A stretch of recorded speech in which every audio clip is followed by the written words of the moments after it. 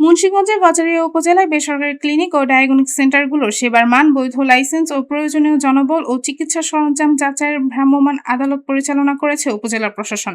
অভিযানে একটি ক্লিনিককে সিলগালা, একটি ক্লিনিককে সাময়িকভাবে বন্ধ আর দুটি ক্লিনিককে অর্থদণ্ড প্রদান করা হয়েছে।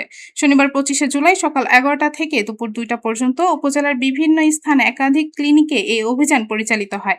জেলা সিভিল সার্জন ডাক্তার সাজেদা বেগমের তত্ত্বাবধানে অভিযানে নেতৃত্ব দেন উপজেলা নির্বাহী অফিসার উম্মে হাফসা নাদিয়া।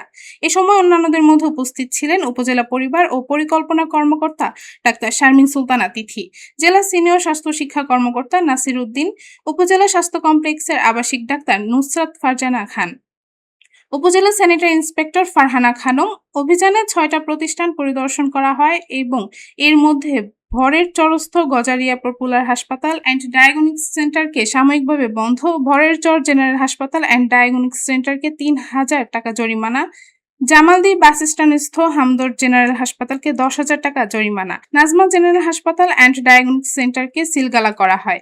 অভিযান শেষে জেলা civil surgeon doctor Sajeda Begum বলেন, স্বাস্থ্যসেবার মান নিশ্চিত করা, বৈধ লাইসেন্স, প্রয়োজনীয় চিকিৎসক ও জনবল, চিকিৎসা সরঞ্জাম এবং সেবার সামগ্রিক মান যাচাইয়ের লক্ষ্যে এ অভিযান পরিচালিত হয়েছে। আমাদের অভিযান অব্যাহত থাকবে।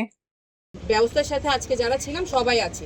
এখানে যারা স্থানীয় ব্যবসায়ী রয়েছেন, কারো যদি কোনো বিষয়ে কোনো অস্পষ্টতা থাকে, কোনো কিছু জিজ্ঞাসা করতে চান, এখানে আমাদের সাংবাদিক ভাইয়েরা আছেন, আপনারা কিন্তু জিজ্ঞাসা করতে পারেন। ঠিক আছে, এটা জিজ্ঞাসা করতে পারেন, কারণ আপনাদের সহযোগিতাটা আমাদের লাগবে। কারণ আমরা এটা সিলগালা করে দিয়ে গিয়েছি। সিলগালা কিন্তু এই বিষয়টা কিন্তু কেউ ভাঙতে পারবে না।